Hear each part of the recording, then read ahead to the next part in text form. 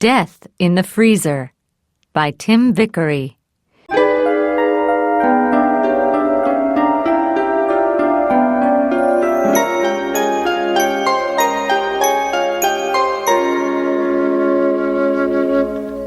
Chapter 1.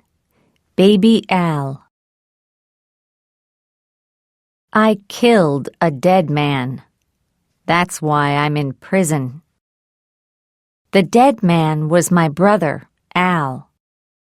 He was born 6 years after me, and I always hated him, even when he was a baby. Before he was born, my parents loved me. My father carried me on his back and took me swimming. My mother bought me lots of dolls, and we played with them together. I have seen the photos. My parents took a lot of photos of me in my first 6 years. I still have the photos in a book. But then Al was born. I have a photo of him, too, as a baby in the hospital here in Los Angeles.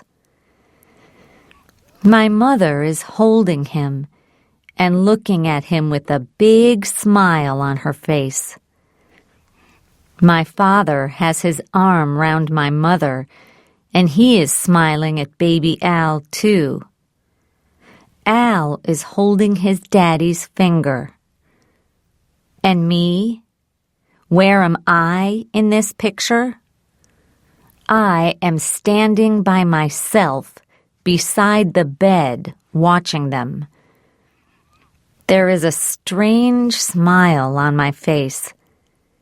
I think I am happy, but I'm not sure, and no one is looking at me.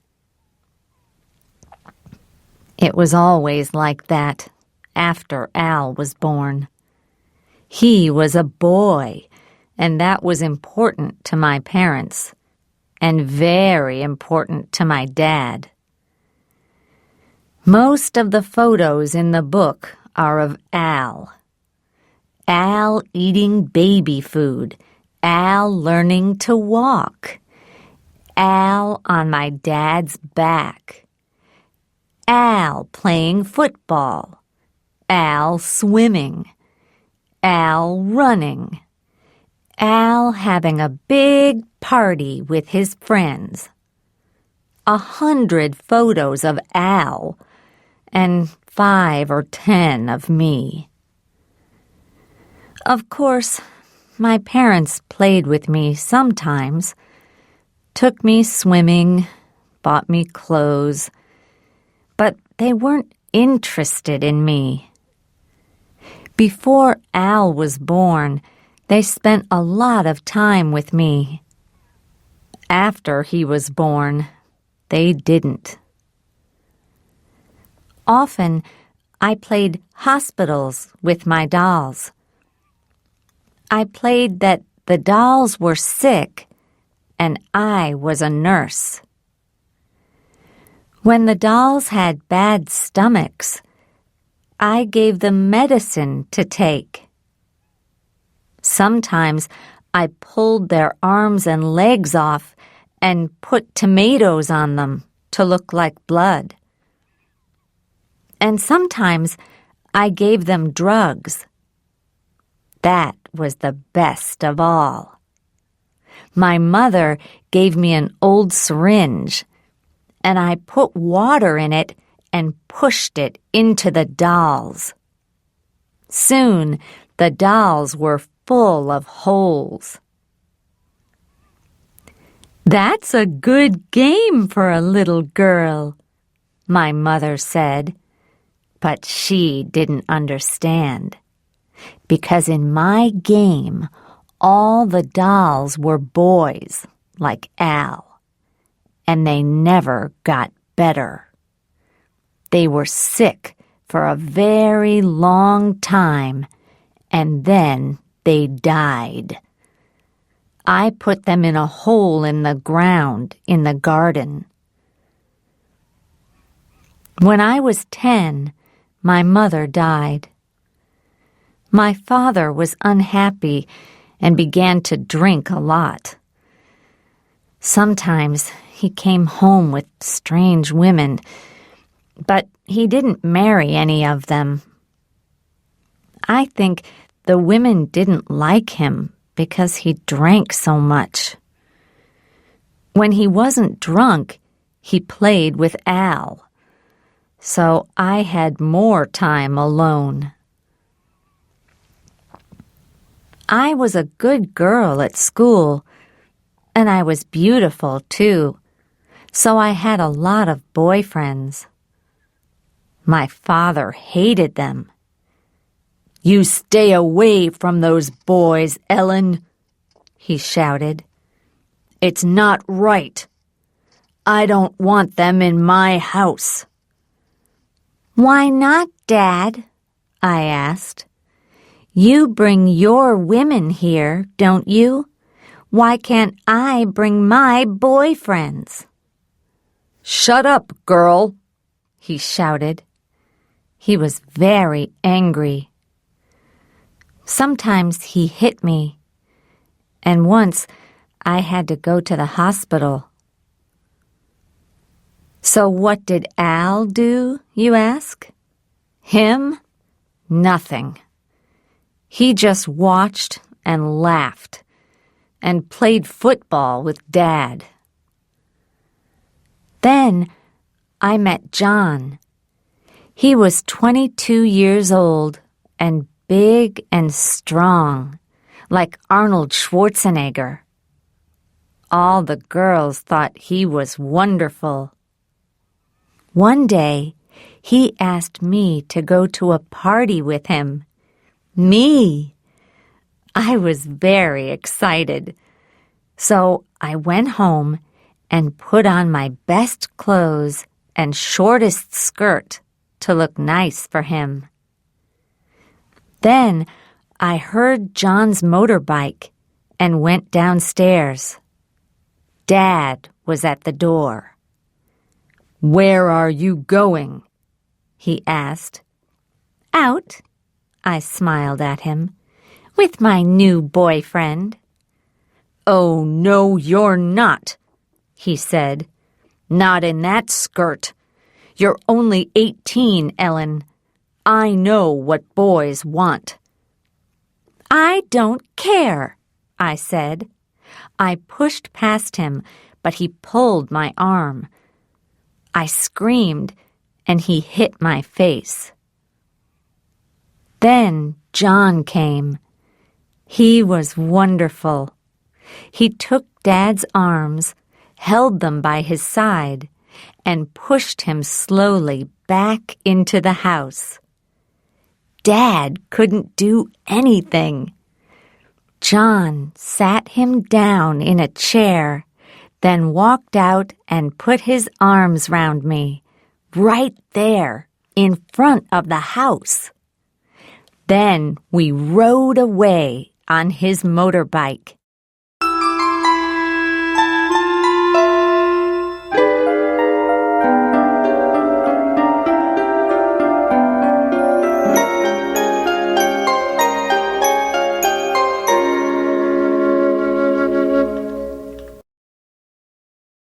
Chapter 2. Wild Boys. I never went home again. That night, I stayed in John's apartment, and 3 months later, I knew that I was going to have his baby. But I lost that baby at 5 months, and soon I went back to finish my training as a nurse. 4 years later, I had another baby, and this one was born all right. Now, I'm 29, and I have 3 small kids. But I'm not really happy. John is a good-looking man, a wonderful lover, but I'm not his only woman. I know he has 2 other girlfriends, and both of them have babies.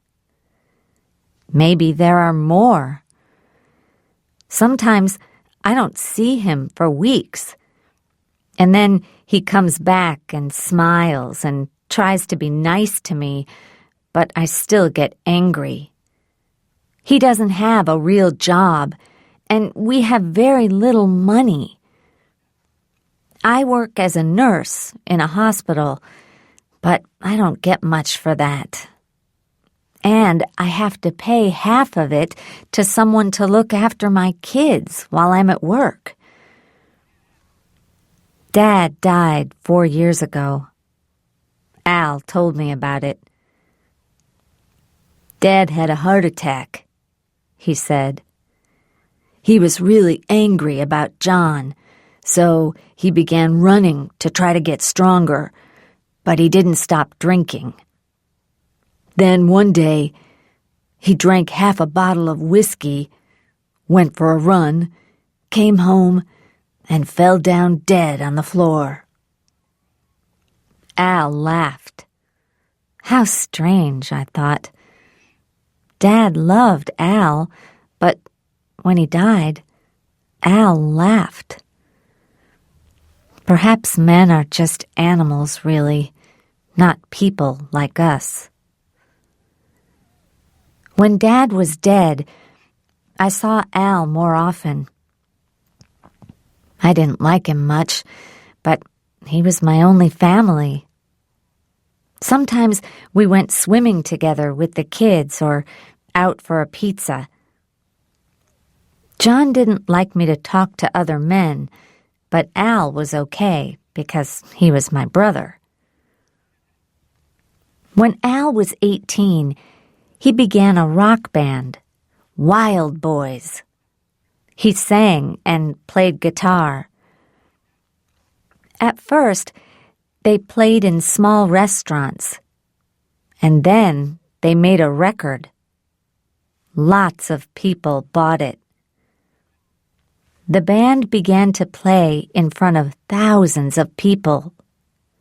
They made 3 more records and traveled all over the world. It was wonderful. By the time he was 20, my little brother Al was famous and rich. He was very, very rich. He bought a yellow Rolls-Royce, a Jaguar, a Porsche, and a house in the best part of Los Angeles with 15 bedrooms, a tennis court, a swimming pool, and a view over the sea. And he gave me our parents' house. That was nice, but it wasn't very nice. I mean, our parents' house is very old. It has 3 small bedrooms, a small garden, and is in a noisy, dirty street. It's better than my old apartment, but still. I went to see Al often. He gave me a key to get in and out of his house. And I cooked for him when he had big parties there. I enjoyed the parties. John came too. There were famous people, wonderful food and music, lots of drink and drugs. Drugs. Yes, well, the drugs were a bad thing. Al got much too interested in drugs. A lot of his friends took drugs, and my John did too. And when they were on drugs, they often didn't know what day it was. They did crazy things. I remember one party when they went for a midnight swim down at the beach. The boys took all John's clothes away while he was still in the sea and drove away with them. So John had to walk back through the streets in the middle of the night, all wet from the sea, while we laughed at him from the car. He was so angry. I thought that was really funny, but John didn't talk to me for a week. But Al and his friends took more and more drugs. And the music began to get worse. Sometimes Al was still in bed at 4 o'clock in the afternoon. And when he did get up, he looked very sick. He was thin, his face was white, and he didn't want to eat anything. He asked me to help him. "You're a nurse, Ellen," he said. "I feel sick. Give me some medicine or something. Help me." "You don't need medicine," I said. "You need a lot of good food, swimming, and no more drugs." "Who do you think you are, Ellen?" he said. "My mother or something?" "No, but I am your sister and a nurse," I said. "Listen to me. I'm going to get you some medicine to help you stop the drugs. And I'm going to cook you a good meal every day. But you must stop the drugs. Try it, Al. It works.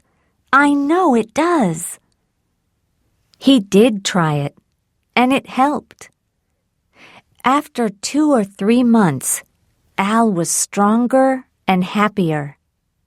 And he began to play good music again. He was pleased. He trusted me.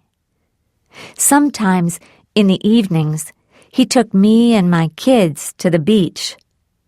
We had a meal and drank and went swimming together and had a good time. Those few months with my brother were a good time in my life. Now, at last, I thought, my brother likes me. He's happy and healthy because of me. Maybe he can help me, give me money, buy me a new car and a nice house, take me to Europe with him. But of course, I was wrong. No one ever gives me anything.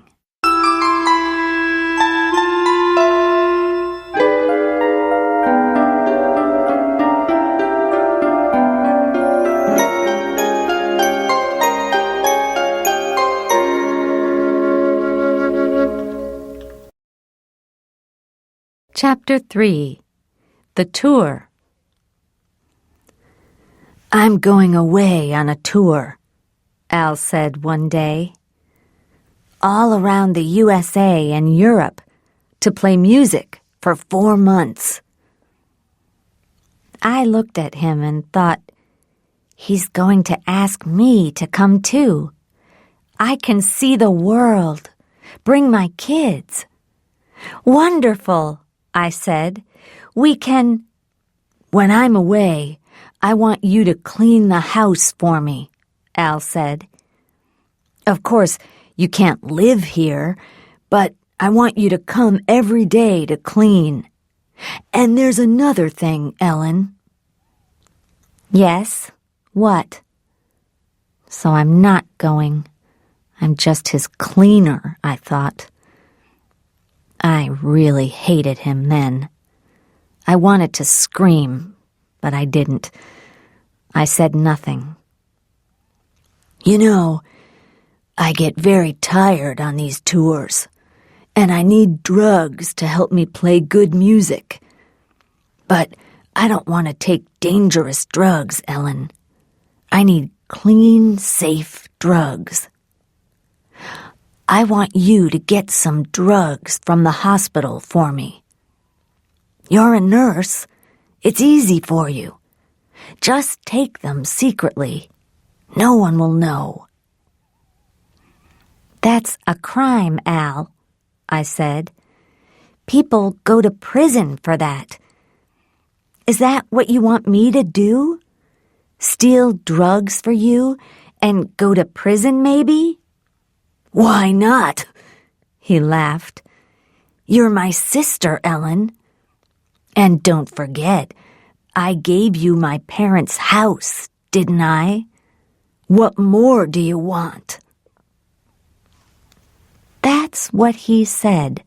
My parents' house, not our parents' house. Really, half of it always belonged to me, but Dad gave it all to Al because he was so angry about me and John. But Al didn't think of that. He thought that everything belonged to him, just like when he and I were kids, when he played football with Dad, and I played with my dolls.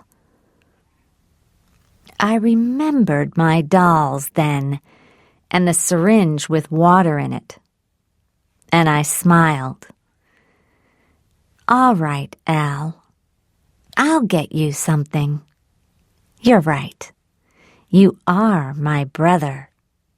And I looked around at the beautiful house and the swimming pool and the view of the sea, and I thought, "You're not married, Al, and there's only you and me in our family. So when you die, all this is going to belong to me." Al was right. It was easy to steal drugs from the hospital. No one saw me. I also stole syringes, which were all clean and new. Al was very pleased with them. "Thanks, Ellen," he said. "Now I'm going to play lots of good music. I'll be okay now."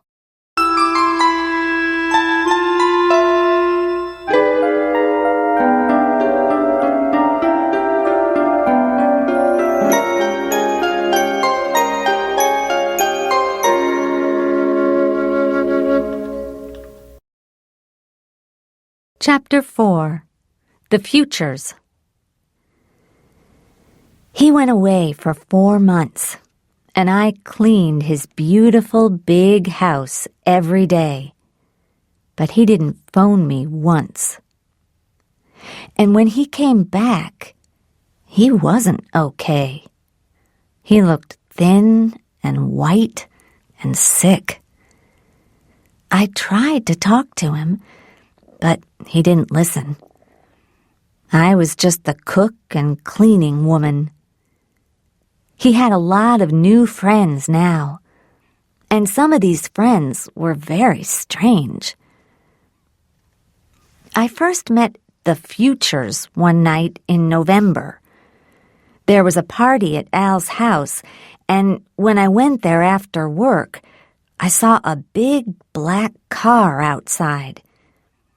It looked like a boring car, and when I went inside, I thought the people looked boring too. But that was only on the outside. Inside, they were as dangerous as wild animals. A businessman in a dark suit sat opposite Al, with a young woman on the arm of a chair beside him. The man was about 40 years old, with gray hair. The woman was much younger, about 24 maybe. She had long black hair and was wearing a blue dress. At first, I thought she was the man's daughter, but then Al said, "Hi, Ellen. Meet my new friends, Dan Future and his wife Linda. We met in New Mexico." There were about 10 other people there, talking and listening to music. We had 1 or 2 drinks, and Al and Linda went for a swim in the pool. I sat and watched the beautiful evening sun over the sea, and Dan Future sat beside me. We watched Al's thin body when he got slowly out of the pool, and Dan said, "Life's so very short, don't you think?" "What do you mean?" I asked. He smiled. He had beautiful white teeth. "My father died last year. He was 65. That's not much, is it? 65 years of life."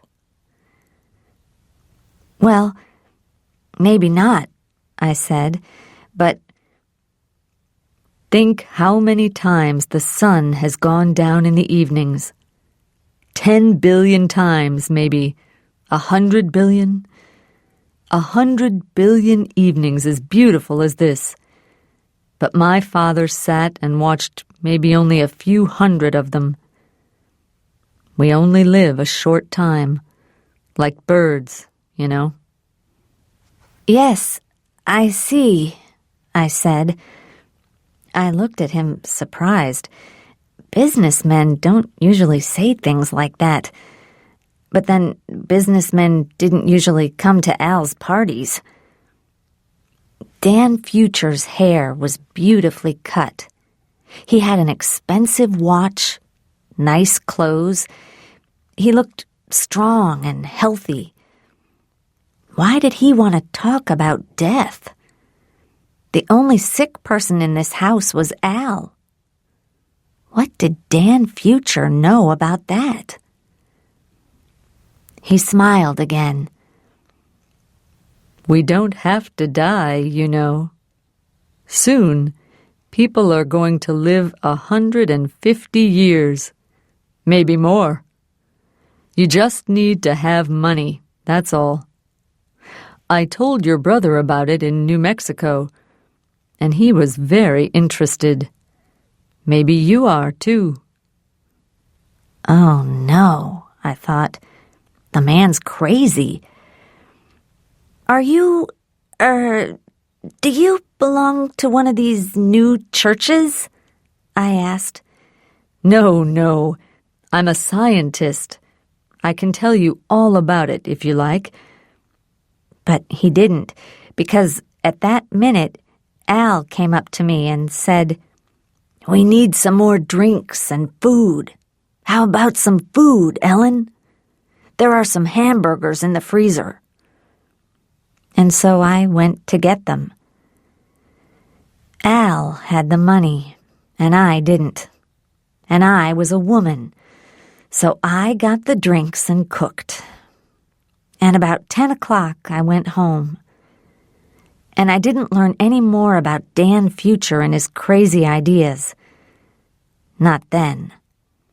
But I learned a lot about them 2 weeks later.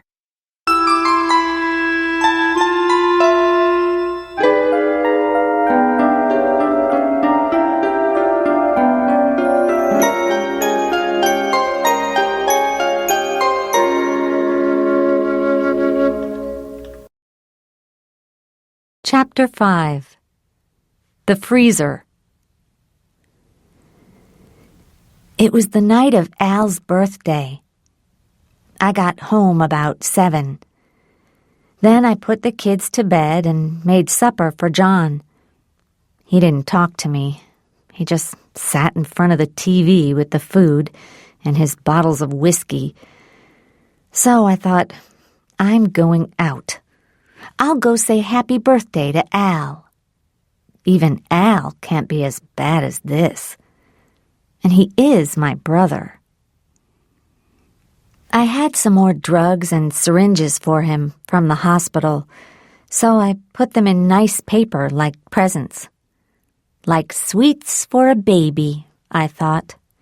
Al's just a big baby, really, with his music and a lot of expensive cars to play with. Or a doll. And I'm like his nurse. When I got to his house, it was very quiet. There were only 1 or 2 lights on downstairs, and the big black car was outside. That's strange, I thought. It's Al's birthday. Why isn't there a party?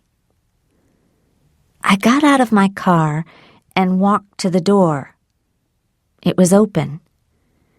There was soft music in the big living room, but no lights were on. The moonlight came in through the windows, and I could see the moon in the water in the pool outside. "Al?" I called. "Al, where are you?" No answer. Just the music, quiet and very beautiful. I went to Al's room, but his bed was empty. All the rooms were empty. I came back to the living room, opened the door to the moonlit garden, and there, ah! I screamed and nearly fell down. Then I stood still and laughed. But nothing happened. I stopped laughing, and it was silent again. 2 people sat on the ground. They sat very still and held their hands and faces up to the moon. They didn't move or look at me. "Al?" I said. "Al, what are you doing?" But it wasn't Al. It was a man and a woman. The man's hair was silver in the moonlight, and the woman's hair was long and dark. Dan and Linda Future. They began to sing. It was a strange song, without words, and they sang for nearly 10 minutes. When they finished, I said in a loud voice, "Where is Al?" They looked at me then and got up. Both of them came to me and took my hands. "He's asleep," Dan said. "We have saved him." I took my hands away, afraid. "What do you mean?" I said. "What are you talking about?" "He was very sick," Dan said. "He had AIDS. You knew that, didn't you?" For a minute, I couldn't speak. I was afraid. I said, "No, of course I didn't. When did he get it?" "Who knows?" Dan said. "On tour, I think. He took drugs, didn't he? No one can cure AIDS. Not yet. But one day, someone's going to find a cure. So we helped him. He is safe now for hundreds of years. Isn't that good?" Linda took my hand again. "Come with me," she said. "Let's go and look." "But where—" "Don't be afraid. It's all right." She smiled. I saw her beautiful white teeth in the moonlight. Then she took me, like a child, into the house, through the living room, and down into the music room. The music room was in the ground under the house. Al liked to play very loud music all night, so he built the room down there to be quiet. It was a big room with one small window high up. It was never hot in the summer, nor cold in the winter. But now it was different. In the middle of the room, there was a big glass case. A cold blue light came from inside it. There was the noise of something large and quiet, like a big freezer. And inside the glass case, there was a body. Al's body. My brother.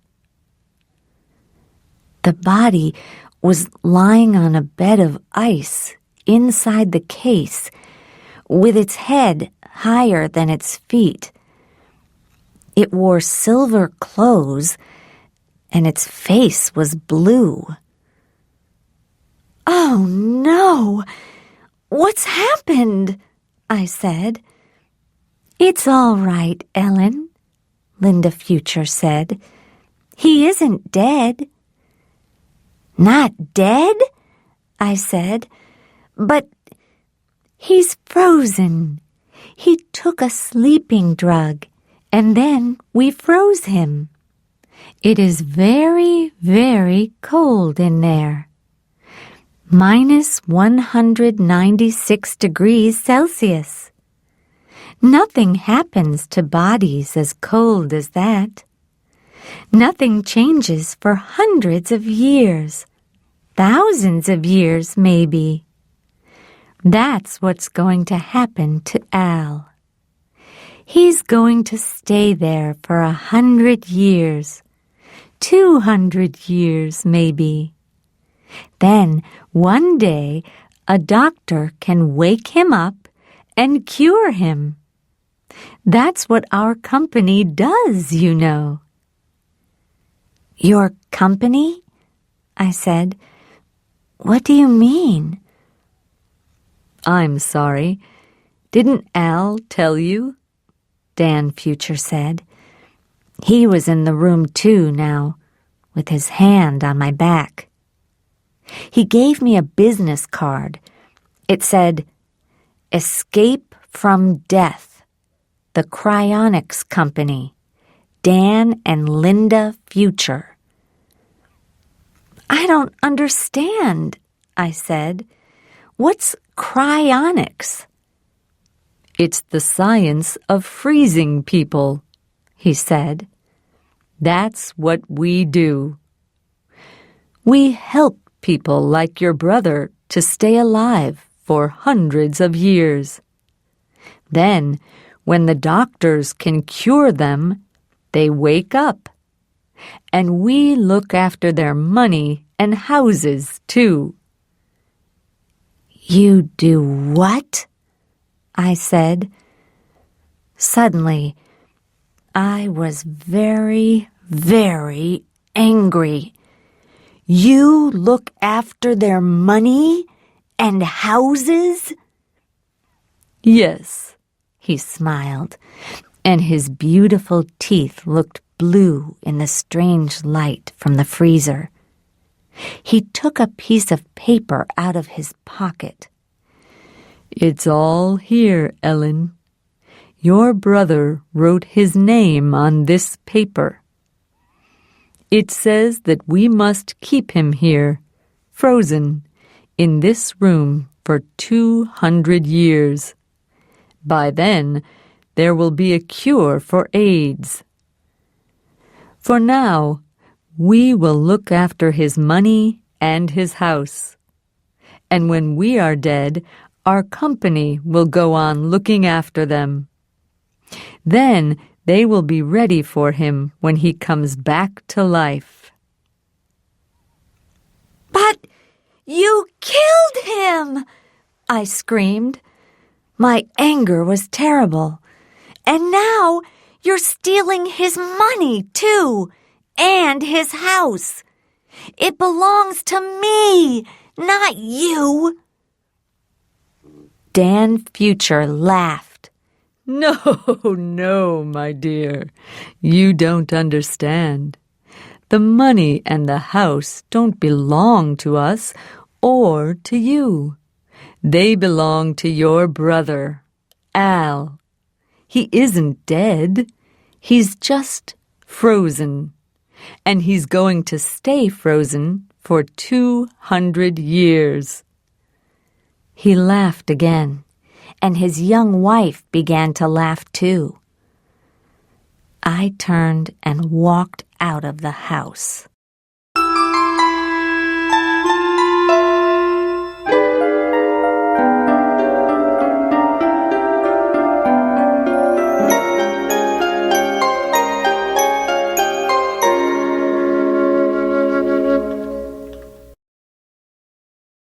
Chapter 6.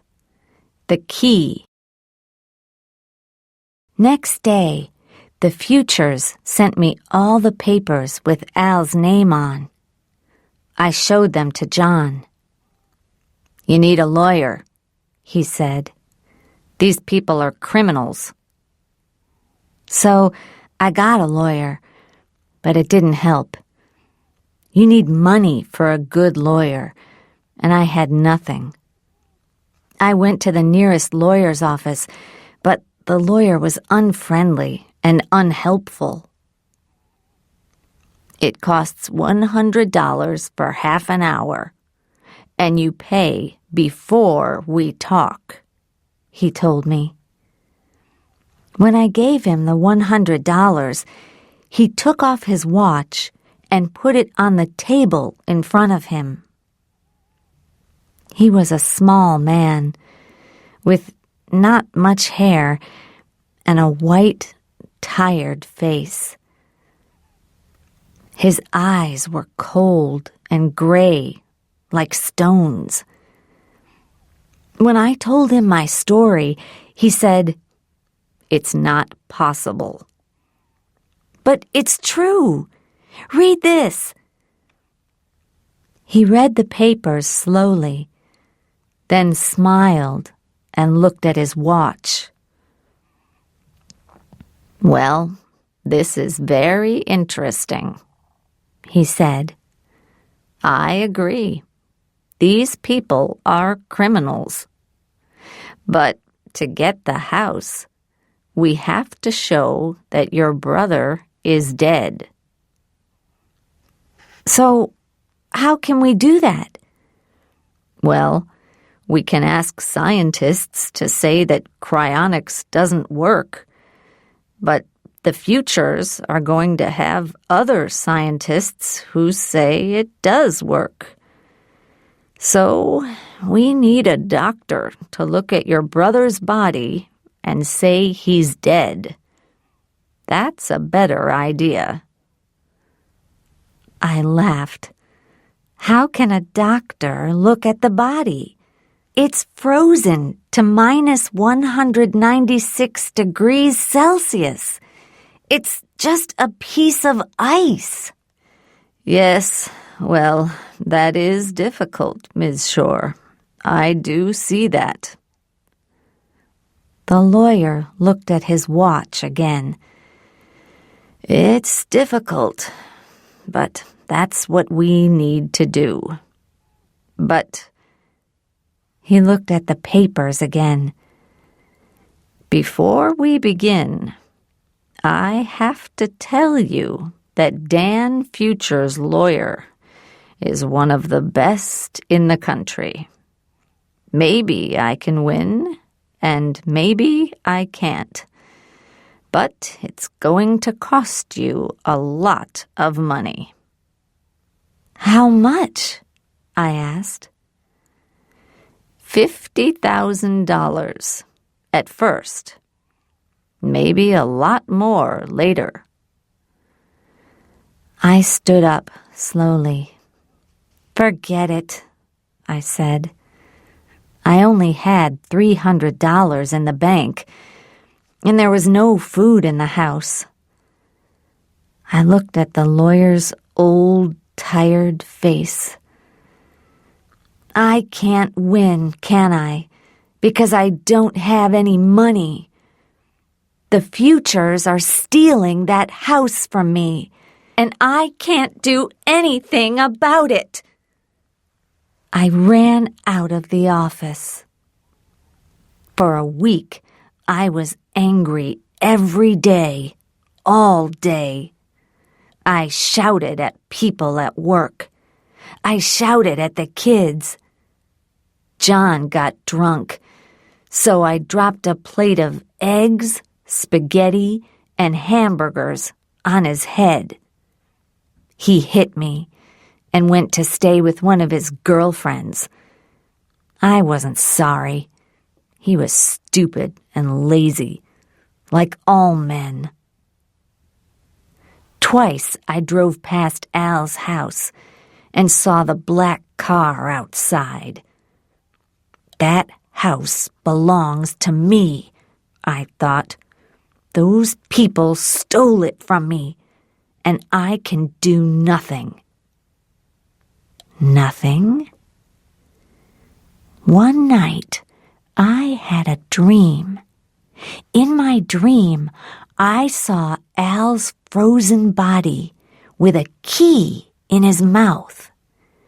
The key was warm, and the ice on Al's frozen head changed to water.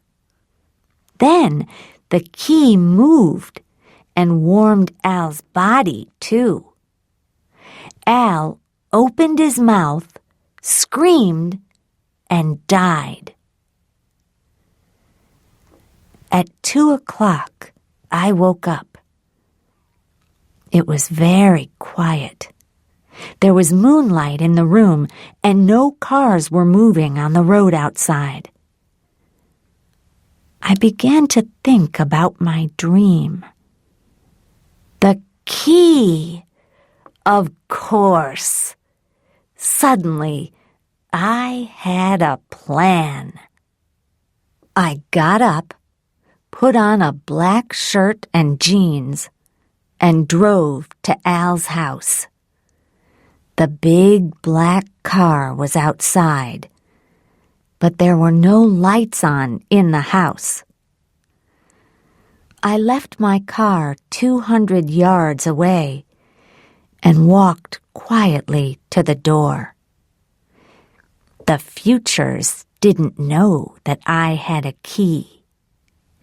I opened the door very quietly and went into the big living room. There was no sound. Everyone was asleep. My key opened the music room, too. It opened all the doors in the house.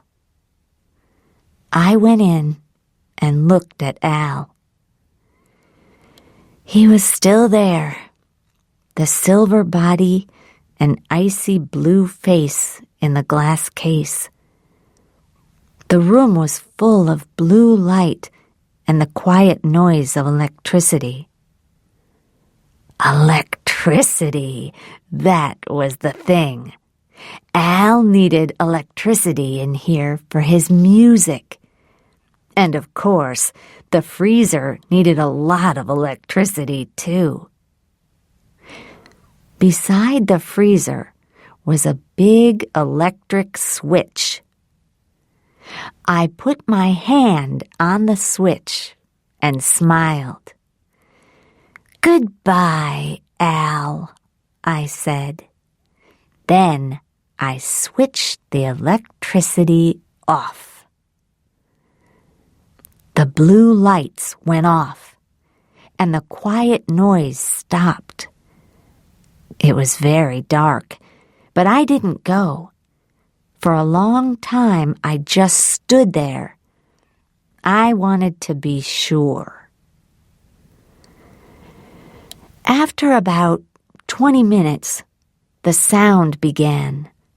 Noises from inside the freezer. I switched on my flashlight and looked at it. The freezer was full of gas, like a cloud. The gas came from the ice. It made small noises. I waited another 10 minutes until I was sure. There was more gas, more small noises. The freezer was getting warmer. Very quietly, I went upstairs and out of the front door. I smiled. Al, I thought, You are really dying now. And when you are dead, all this is going to belong to me. And the Futures can drive away in their stupid car. Happily, I touched the big black car with my hand. And that was my big mistake. Because beep, beep, beep, the car had an alarm, and it made a very loud noise. It also turned the car's lights on. On, off, on, off, on, off. Quickly, I began to run to my car, 200 yards away. But a police car came round the corner and saw me. 2 policemen got out, took hold of my arms, and pushed me into their car. "Okay, what's all this?" one man said. "Black clothes, 3 in the morning, car alarm. I think we've got a car thief, Pete." "Yeah." The other man touched my face with his hand. "A young woman, too. Okay, let's take her to the station."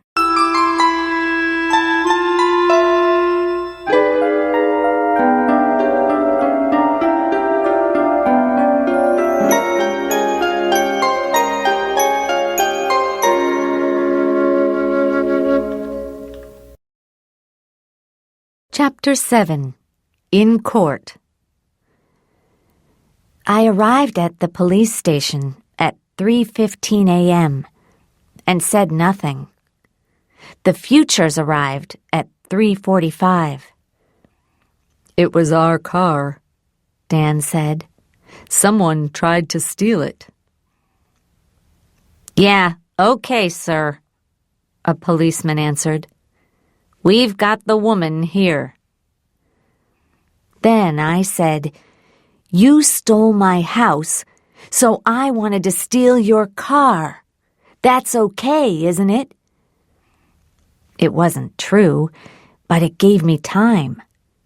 While we were all talking in the police station, Al was getting warmer every minute. So we talked angrily from 4 a.m. until 5. I loved it. Then the Futures had to write their story on 3 pieces of paper for the police.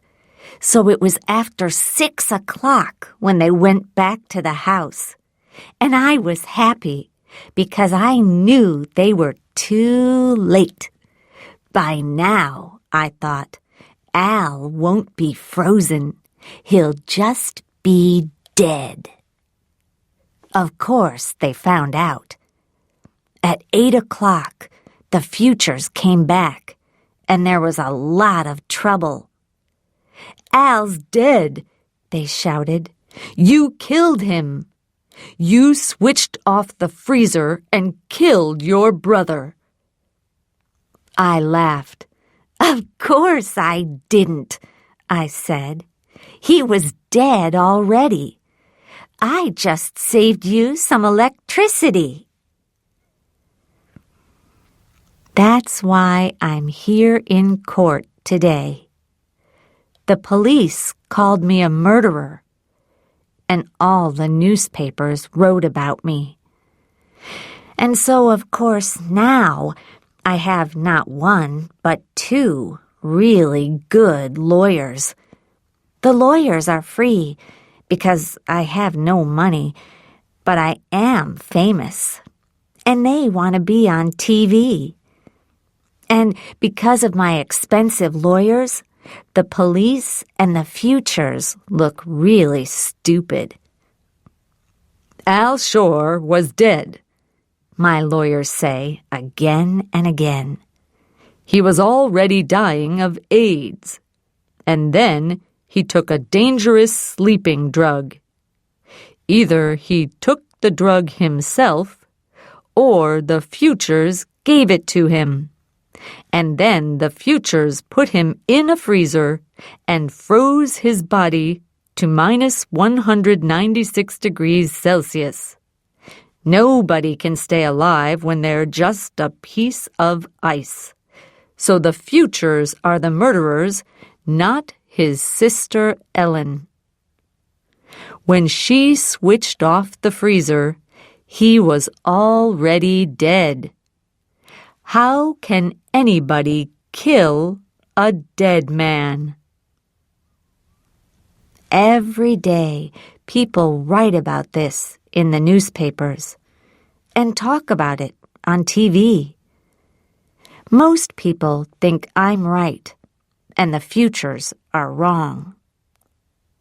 Last week, a newspaper tried to give me $100,000 for my story. But my lawyers told me to wait.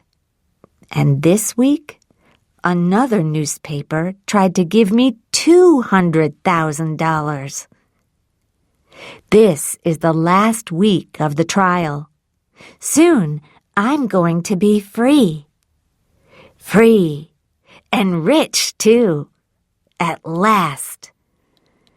Today, my lawyers asked me questions in court, and I told my story. Then they sat down, and the police lawyer stood up. The police lawyer is a young woman with short, dark hair. She talks very quickly in a hard, strong voice.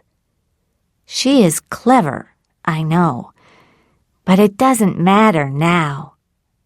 She found only one doctor who thinks that cryonics is possible. We found 4 very famous doctors who don't. They say that Al was dead before I switched the freezer off, either because of the sleeping drug or because of the cold. So how could I kill a dead man? Ms. Shore, did you love your brother? She asks. I laugh. No, not really. Oh, why not? There is a small smile on her face. I tell the court the story of our family. How our parents gave Al everything and me nothing. How Al gave me nothing, only our parents' old house. How I cleaned his house for him and cooked at parties. How I helped him when he was sick, but he gave me nothing. My lawyers look unhappy, but it doesn't matter. Nothing matters now. Next week, I'm going to be free. Your brother was very sick. He had AIDS. Did you know that? I know now because Dan Future told me after Al was dead. I didn't know before.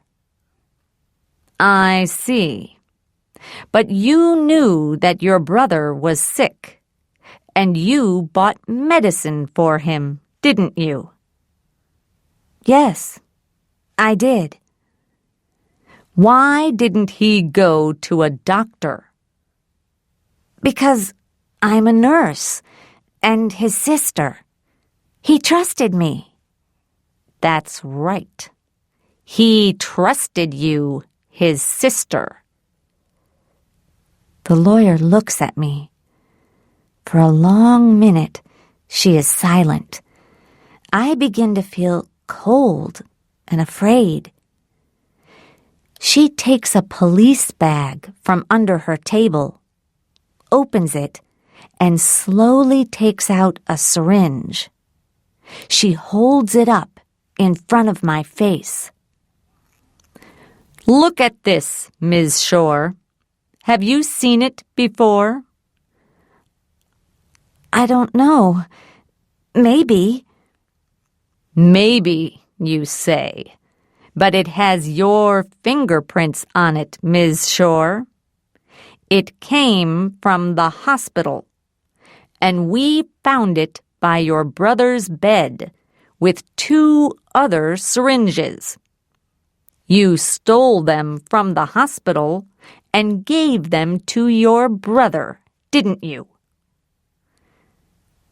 There is a long silence. In a very small voice, I say, "All right, maybe I did." Why did you steal them? Why? To help Al, of course. To help him to play good music. He wanted clean drugs. I tell her what Al said to me. Clean drugs, you say. Do you know what was in this syringe, Ms. Shore? Clean, safe drugs. Oh, no, Ms. Shore. These drugs weren't clean or safe. These syringes also had bacteria in them. Very dangerous bacteria. Bacteria that can kill a strong, healthy person. Bacteria that will kill a person with AIDS very quickly. And perhaps a while ago, who knows, there was another syringe. A dirty syringe. Not from a hospital, but from a drug user in the streets. A syringe that gave your brother AIDS. The police lawyer puts the syringe down on the table and looks at me again. But we found these 3 syringes by your brother's bed with your fingerprints on them. Do you know why they had these dangerous bacteria in them? No, of course not. Don't you, Ms. Shore? Well, that's strange, because I know why they were there. And I think everyone in this courtroom knows why they were there, too. You hated your brother, didn't you? Because he was rich and you were poor. And he gave you nothing. And you stole drugs and syringes for him because he trusted you. He trusted you, his sister, the nurse. She looks at the people in the court. A small smile on her young face. But that was your brother's big mistake, wasn't it, Ms. Shore? You wanted him to die because you wanted his money and his big house, just like the Futures. So, you gave him syringes with dangerous bacteria in them because you wanted to kill him. The court is very quiet now, and everyone is looking at me. But there is nothing I can say. Nothing. Because it is all true. You didn't kill your brother when you switched off the freezer, Ms. Shore. We all know that now. But you were trying to kill him. Slowly, week by week, month by month, you were trying to murder him. Dirty syringes, dirty drugs, dangerous bacteria. You wanted to give him a slow, terrible death.